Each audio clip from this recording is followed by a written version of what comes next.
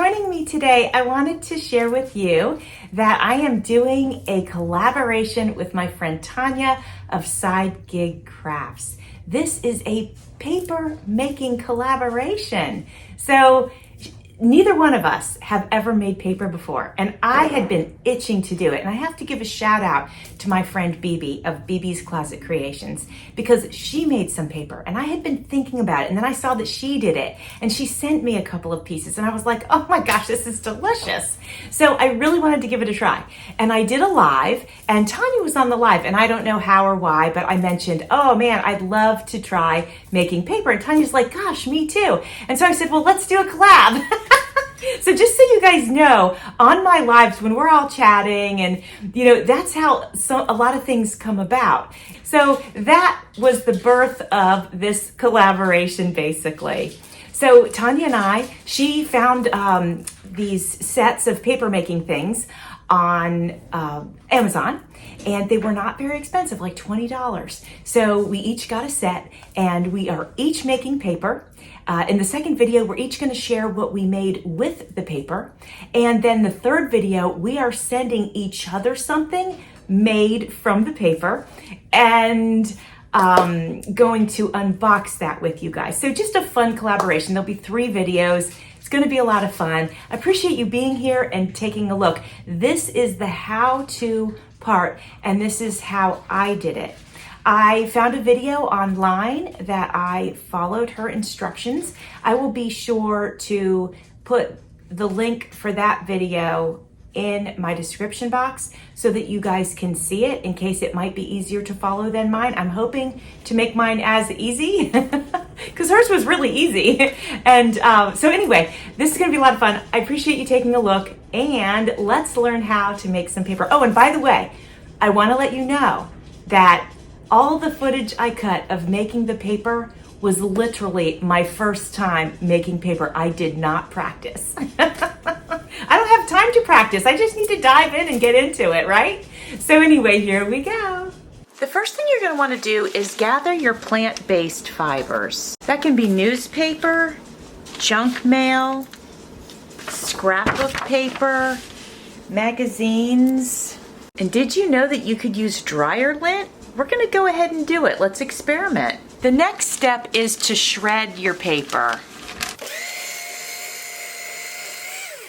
Now, if you don't have a shredder, that's okay. You can tear it by hand if you need to. I have my pile of shredded paper, and now I need to soak it. The next thing you need is a container with water in it. Now, my container's really big. This is one of those under the bed containers, but you don't need one that big. You only need one big enough that this will fit into, and we can see it fits this way and this way. So technically I could have a smaller water bin, and I probably will find one, but this is what I had. It was handy, so I figured I'd go ahead and use it. Now, my friends, we're going to add our paper to the water, and we want to be sure that all of the paper gets covered. If it doesn't, I can always add more water. I wanted to mention to you that I made 2 piles of paper, one using newer papers and one using vintage papers. The vintage papers, however, are strong, so I don't need to worry about that. But I wanted to tell you that the stronger the papers that you start with, the stronger the paper that you will end up with. And the weaker the paper you start with, the weaker you will end up with. So if you do have some weak papers that you want to use, I would suggest blending them with some stronger fiber papers too. Oh yeah, and here's our, remember we got this out of the dryer, the lint trap? Let's go ahead and mix this in here too. We're gonna see what happens with that. Should be interesting. So far, everything's getting covered. All of the paper is submerged, which is great. And I wanted to show you the vintage papers I'm going to do as well. They already have a naturally brown color to them, which I think is fantastic. So I'm looking forward to doing that batch as well. Your paper should soak for 12 hours or overnight. This is the old vintage paper, and I put coffee in the water. Another thing you're going to want to use is a decal. I got a pack off of Amazon, and as you can see, it's a 4-pack. I think I paid $20, maybe $25, somewhere in between there. It's got hinges on it. See the hinges? And a screen in it. And so this is what we're going to end up pouring our pulp into to create our paper sheets. You're also going to want a blender or a food processor to pulverize the paper so that it becomes, I don't know, you can't even really recognize it as paper anymore. And you're going to want one that is not your kitchen blender. You want one specifically for making paper. You're also going to want a sponge. Now this is the only one I happen to have on hand right now, but I'm definitely going to get a bigger one the next time I go to the store. I'd like one that's large enough to fit in the large decal. This will be fine for the small ones, and I'll definitely make some small pieces, but it'd be nice to have a couple in a larger size. Our paper has been soaking overnight, so it should be ready for the blender. I'm going to put a couple of handfuls of this paper in. My pieces are long, and so I probably should have cut them in half, but we're going to try this the way it is first, and then we'll see if we need to get some scissors in my bucket and cut them. But I'm just going to add some water to this. We're experimenting. This is my first time that I've done this. Add a little bit more water. Oops, let me add a little more. I learned that the more water I added, the better this process went.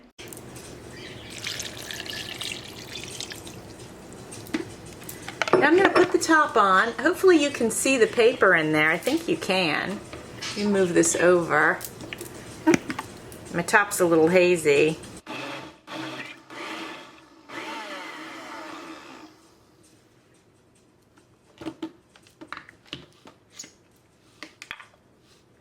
All right, it's pretty pulpy.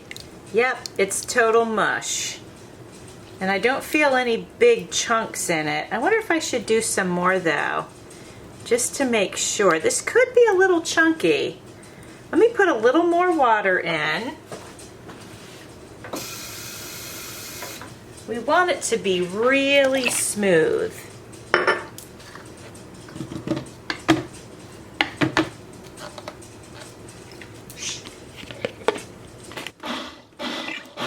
All right, let's have a look and see what we got now.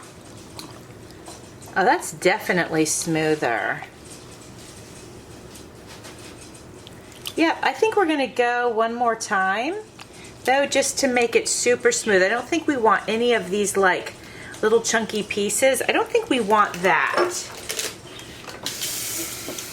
I'm gonna add some more water and see what that'll do for us. All right, I think that the third time is going to be the charm.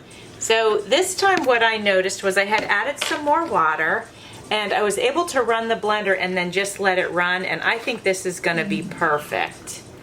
Anyways, we're gonna try it out. I think we're gonna give this a go. And I wanted to mention that you'll know that it's done when there's no little chunks in it. Okay, so then what we do is we take that and we're gonna put some of that in our bucket. Let me move this out of the way.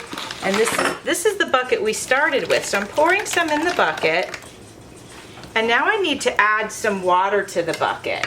Here's Andrew having fun helping me make paper. All right, so we've got our paper, and then I added a bunch of water, as you can see. And then you just want to mix it up real good so the paper is mixed thoroughly with the water. I wanted to share with you, I think I already did, but I'm going to show you again. I have 4 different sizes of the mold and decals. Here they are. And here's the biggest one. And what we're going to do is, I'm going to start out with the smallest one, since this literally is my first time doing this. We'll start out with the smallest one and do our first piece of paper and see how that goes, and then we'll get bigger as we go. And I wanted to show you also the pieces of fiber that I'm going to use to put the paper on. This is an old tablecloth that I cut up. You could use a bed sheet. You could use just whatever cotton you have around the house. And I'm experimenting with the patterns that are on here. I'm kind of hoping that it shows up on one side of the paper. But I wanted to show these to you first before we got into it. So I've got this over here on the other side. We're over at my kitchen counter right now. That's where we're at. Things look a little bit different. So I figured it'd be nice to be near the sink and all that kind of stuff. All right, so now what we're gonna do is, so this is the mold and decal. This is the mold, this is the decal. And I got these, they come together, but you could take two picture frames and basically do the same thing as long as the size was exactly the same. So what we're gonna do is I'm gonna stir this up again, make sure that pulp is floating around, and we'll get this in here and we pull it up, and then you can kind of do this to get the water to run off, and it'll also make the pulp even. It'll spread it evenly. Okay, once I think I got enough of the water strained out of there, I'm going to lift this up like that. I'm going to strain it off a little bit more. It doesn't slide off. And now I'm going to see if I can transfer this over to the fabric. Let me get the top onto this, and then I can do it on top of here so y'all can see it. All right, I put one of my sheets down here. Okay, and then we're going to take this little guy and we're going to flip it over. And this one is so small that I can scooch the pattern over. I won't need to worry about that. We're going to flip this over onto the fabric. Then I'm going to grab my sponge, and we just use the sponge to absorb the excess water. I wanted to share with you on day 2, because I did this twice. I went ahead and I set up more of an assembly line. This is my countertop covered with the fabric that I'm going to put the paper on. And then I'm going to load it all into a bin and take it outside for it to dry. And then, if I'm really lucky, I should be able to lift this up. And there's my first piece of paper. Now I'm going to take this outside and I'm going to put it in the sun, and then we'll peel it off together. All right, I took that outside. It's drying. And so now let's do the next size up. This was the small one that we did, but let's do this size now. Again, swish this around so the pulp gets closer to the top of the water. This is going to be put together. So imagine if you had two picture frames. This is the time when you have them two together. And this top one is what makes the shape. Let's get it in here. Move that around.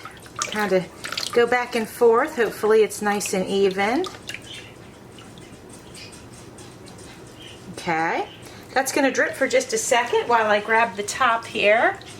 Now what I'm going to do is when I'm not doing it on video, I'll go ahead and just do it on my kitchen countertop. But I want you guys to be able to see everything here. Okay, I'm going to grab another piece of this tablecloth that I had cut apart. And let's experiment a little. We're going to go ahead and leave the pattern here, and I'm going to see if I can get this over onto the pattern. Also, I am liking being near the sink because it's just easy for me to get more water if I need to. And like this was dripping a little, so I went ahead and I just put it over the sink, and so it was no problem. So now we're going to go ahead and dab it with our sponge and just get the excess water. And I'm not putting a ton of pressure because I don't want to break the screen that's in there.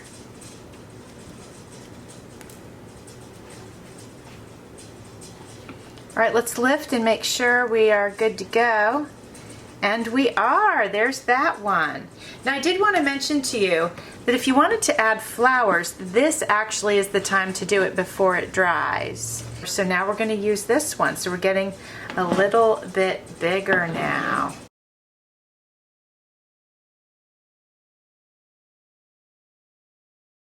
Okay, so I'm going to do some more. I'm going to put them out in the sun, and then I'm going to bring them back in and we'll peel them off of the sheets. I wanted to let you guys know that I had added some pink dye, actually tie-dye, and now I'm going to add some blue tie-dye. This is just, sorry, I wasn't showing it to you right. I didn't buy the tie-dye specifically for this. My daughter actually had it from a project that she did a while back, and so it's just been sitting around, and I use it here and there and in my mixed media and stuff, and I thought, why not try it here? So I did some pink papers. Now this is going to be sort of purple, I suppose, because I just added some blue to the pink. So we're going to give this a try, but I just wanted to show that to you guys before I moved forward. Hey friends, I want to show you the results of the handmade paper. So remember when I put in the dye, the tie-dye? Well, it made the most beautiful color, and I love it. So we're going to peel some of these off real quick so you can see them. And so some things that I learned are, if your paper starts to get too thin, you need to add more pulp to the water. Do you see this right here? So I should have added a little more pulp to the water, and I probably did, but this one I had already, basically I had already dipped it.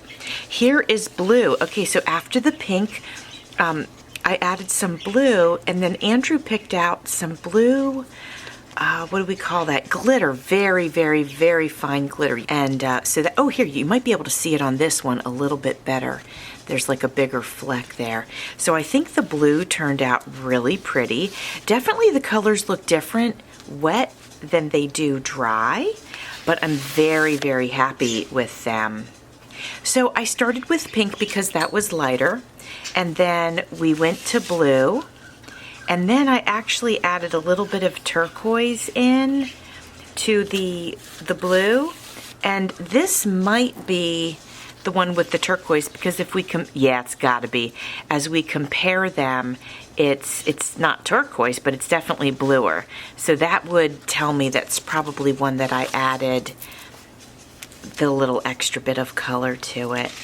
So for ones like this that are a bit misshapen, I would probably cut it here, use this as a card topper, and then use this for something smaller. I wanted to experiment on this with the pattern and see if it would come out embossed, and it did. So I could take that piece and make a cluster with it if I wanted to. Now when I'm all finished peeling these off of these tablecloth sheets, I'm going to take them and press them in my book press, and that will flatten them out really nicely. I don't mind them. They're not super like crooked, but they're not perfectly flat. So I'll flatten them out just to see how that goes. And then I'll show you the results of that once I do the next video. And so the next video for Tanya and I, okay, hold on, before I get into that. This is the first large one I did, and we know that because it's the white color. I hadn't added any dye yet to that one. So the next video for Tanya and I, and hold on, look at the embossing. Can you see it? It looks pretty cool. Hope you can see that. I'll try to hold it, not this part, but this part. Anyway, I think that looks neat. All right, back to me finishing my thought. Our next video is going to be showing some projects of how we use our paper. And then the third video, this one's super thin. I should have added more pulp, but that's okay. It is what it is. It was a learning experience. It was my first time doing it. I did not practice prior to making the video, so I've learned a lot. I'm gonna have to work on that separate. It's gonna take too long. So the next video is gonna be us sharing what we create with our handmade paper. And then the final video is going to be we're gonna make something for each other using our paper, and we're gonna send it to each other. So we're basically gonna do a swap, and we're just gonna sort of surprise each other. So that's gonna be on the last video. So please be sure to check out Tanya and check out how she ended up making her paper, and then what she ended up making with her paper. And then make sure to check out the swap part too. That'll be fun. Oh yeah, this one I added the flowers and they're not all gonna stick. Like this one's loose. This one looks like it'll stick. So I think next time what I'll do with flowers is add it to the water and then try to get a little bit of pulp like over top of it to hold it down. Like this one, parts of it'll stick, but parts of it won't. So I'll have to play with this one later. But it was a good experiment, and now I know next time what I need to do with that. So I do like that the embossing worked because of the patterns on the tablecloth. So this is a nice one. This is when I transitioned from the pink water to the blue water, and there was still a little bit of pink, and so that got on this piece, which I think is really, really cool. Just so that you guys know, I do have a batch of coffee dye, well, coffee liquid, but with water, so it's just a little bit of stain. And I used old book pages, so they're all brown, and I will be doing that, and I'll be sure to either share that with you in the next video or in the last video, because I definitely would like you to see how those came out as well. So friends, I hope that you found this tutorial to be helpful, and if you're inspired to make paper, I feel like it's really actually a very, very simple process, and it just takes a little time, but it's very relaxing. So I think it's something that you might enjoy if you wanted to do that. At some point, I might have a few of these pieces in my Etsy shop. I'm not sure. I have to see what I make for Tanya and if I have any leftovers. But anyway, I hope you enjoyed it, my friends. And I want to thank you for being here and spending some time with me. Thanks for watching. See you soon.